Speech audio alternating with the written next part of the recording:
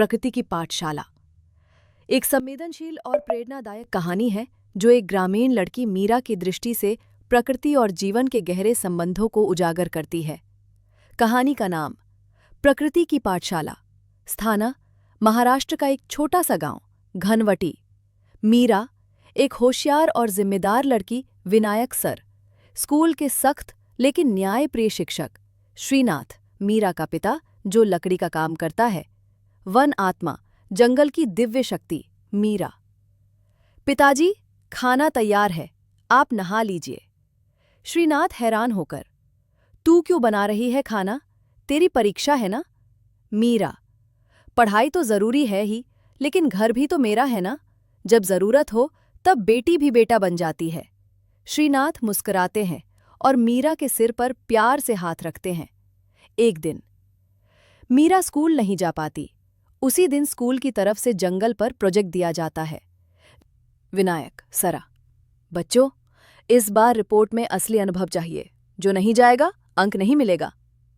मीरा उदास होती है क्योंकि वो जंगल ट्रिप पर नहीं जा पाई। रात को तेज आंधी चलती है और घर की पुरानी खिड़की गिर जाती है। श्रीनाथ उसे ठीक करने जाते हैं, लेकिन वहां कुछ अलग होता है। आंगन में पड़ी लकड़ियों से तेज खुशबू आती है। श्रीनाथ, ये लकड़ियां तो मैं कहीं से लाया ही नहीं। मीरा, ये लकड़ियां कुछ कह रही हैं। रात को मीरा सपने में देखती है एक चमकती आकृति जो कहती है, जब जंगल तुम्हारे पास आता है तो उसकी बात सुनो। अगले दिन मीरा उन लकड़ियों से एक सुंदर खिड़की और दरवाज़ा बनवाने में पिता की मदद करती है। जब वो तैयार होते हैं तो उनके रंग और नक्काशी सबको चौंका देते हैं। कुछ ही दिन में खिड़की और दरवाजे बिकने लगते हैं और उनका घर आर्थिक तंगी से निकल जाता है। मीरा उसी अनुभव पर अपनी प्रोजेक्ट रिपोर्ट लिखती है। स्कूल में विनायक सर, मीरा तुम जंगल ट्रिप में नहीं गई थी, फिर रिपोर्ट कैसे बनाई? मीरा शांति से, सर, जब जंगल खुद हमारे पास आ जाए तब प्रकृति सिखा देती है। विनायक सर गुस्से में, क्या बक रही हो? मीरा आंखों में विश्वास लेकर, अगर विश्वास नहीं होता तो हमारे घर चलिए सर। घर पर विनायक सर सब कुछ देखकर चौंक जाते हैं। सुंदर लकड़ी के नमूने, खुशबू और मीरा की सच्चाई।